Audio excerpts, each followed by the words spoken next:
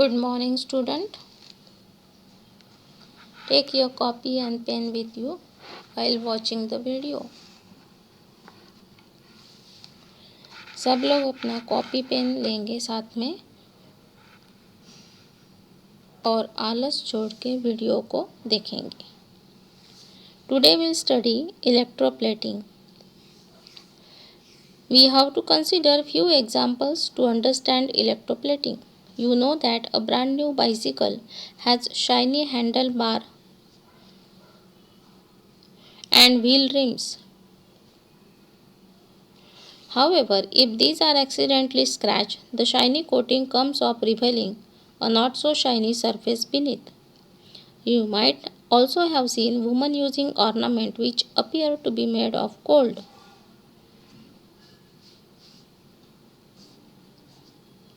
With repeated use, the gold coating wears off, revealing silver or other some metal beneath. Electroplating क्या होता है ये आज हम पढ़ेंगे. आप अपनी न्यू साइकिल में देखोगे तो उसका हैंडल बार और उसके चक्कों पे लगा हुआ व्हील रिम वो एकदम चमकता है. बट जैसे ही आप उस साइकिल को 6 महीना यूज़ कर लेते हो उसके बाद उस हैंडल को देखोगे तो उसमें उतना शाइनिंग नहीं दिखता है, वो डल हो जाता है. However, if these are accidentally scratched, the shiny coating comes off, revealing a not so shiny surface beneath. और उसके ऊपर वो डल हो जाता है. जैसे ही आप देखोगे कि घर में भी आपके जो वुमेंस घर में जो लेडीज़ है, महिलाएं हैं जो गहने पहनती है वो ना स्टार्टिंग में बहुत चमकते हुए दिखते हैं और कुछ दिन यूज़ होने के बाद वो डल लगते हैं. तो वो वास्तव में गोल्ड के नहीं होते हैं. उसके ऊपर जो गोल्ड का पॉलिश होता है वो चला जाता है, जिसकी वजह से वो सिल्वर का होगा तो उसमें से चांदी दिखने लगेगी या कोई और मेटल का होगा तो वो दिखने लगता है. तो इस तरह से किसी एक मेटल के ऊपर दूसरे मेटल का कोटिंग होता है या लेयर चढ़ाते हैं, उसी को बोला जाता है electroplating. As the name suggests, electro means with the help of electricity. Plating means coating of another metal. Electroplating. One activity is given: beaker, distilled water, copper sulfate, dilute sulfuric acid, battery, 2 copper plate. Take 200 ml of distilled water in a clean and dry beaker.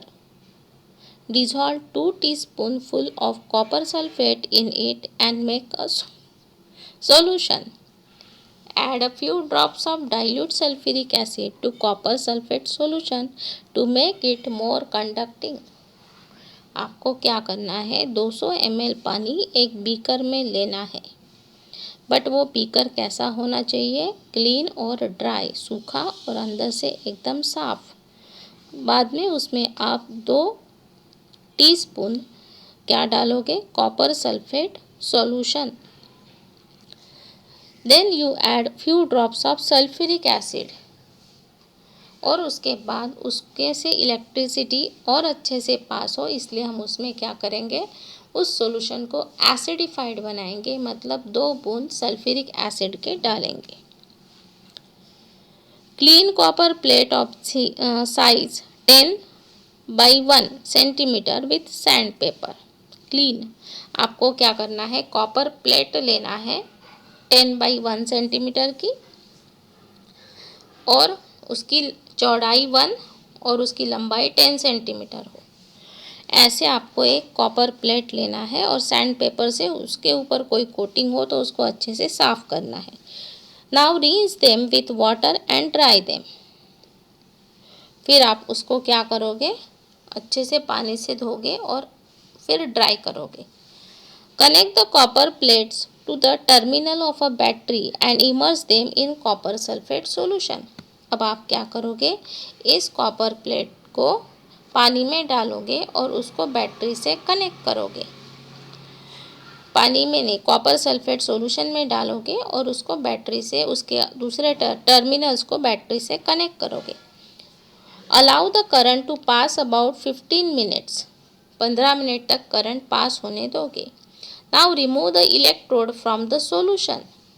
अब आपको क्या करना है, ये देखो आपका ये copper plate है, one acts as a cathode, एक कैथोड का काम कर रहा है और दूसरा एनोड का काम कर रहा है।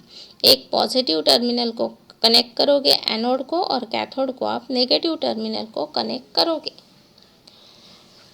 और आपने इसको किस में डीप किया है, एसिडिक कॉपर सल्फेट सॉल्यूशन। क्या हो जाएगा, 15 मिनट तक करंट पास होने की वजह से। What color is the coating? And now note down the terminal of the battery with which electrode is connected. After doing electroplating activity interchange, when electric current is passed through the copper sulfate solution, copper sulfate dissociate। अब होता क्या है, जैसे ही वो copper sulphate solution से electric current pass होता है CuSO4, जो कि उसका मॉलिक्यूलर फॉर्मूला है। Copper sulphate dissociate into copper and sulphate. ये जो कॉपर सल्फेट सॉल्यूशन है इसका सेपरेशन होता है कॉपर आयन और सल्फेट आयन में। The free copper get drawn to the electrode connected to the negative terminal of the battery. ये जो आपका फ्री Cu2 पॉजिटिव कॉपर है, ये क्या होता है, drawn to the electrode connected to negative terminal, मतलब कैथोड पे जमा होने लगता है copper and get deposited on it. There is a loss of copper from the solution. अब क्या हो गया, आपके सॉल्यूशन, ये जो आपने कॉपर सल्फेट का सॉल्यूशन लिया है इसमें से कॉपर चला गया। From the other electrode of copper plate an equal amount of copper get dissolved in the solution। But ये जो आपका एनोड टर्मिनल है ये क्या करता है, कॉपर इसमें डिपॉजिट करते जाता है या इसमें डिसॉल्व करते जाता है। Thus the loss of copper from the solution is restored। क्या हो गया, एनोड ने Cu2 पॉजिटिव आयन जो है ये आपका नेगेटिव टर्मिनल है, तो यहाँ पे इसने क्या किया, Cu2 पॉजिटिव आयंस को सॉल्यूशन में डिसॉल्व किया। तो इसमें जो लॉस हुआ था, यहाँ से जो Cu2 पॉजिटिव आयन सॉल्यूशन में से जो चले गए थे, जो इस पे डिपॉजिट हुए थे, उतने ही एनोड टर्मिनल से Cu2 पॉजिटिव आयंस उस सॉल्यूशन में आ गए, जिसकी वजह से ये जो प्रोसेस था इलेक्ट्रिसिटी करंट फ्लो होने का ये कंटिन्यू रहा।